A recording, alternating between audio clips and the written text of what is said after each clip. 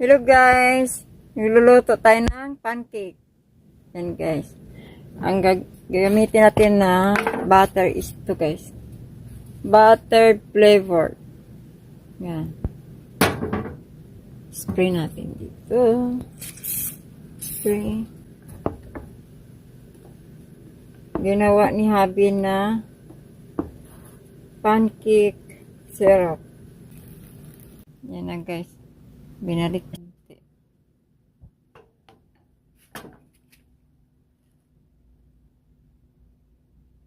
So guys, ayan na yung pancake natin. Nilagyan natin ng Mrs. Butterworth. Yan ang syrup ang ginamit natin guys. Tapos yung kay Buddy, nilagyan na ng syrup at saka peanut butter.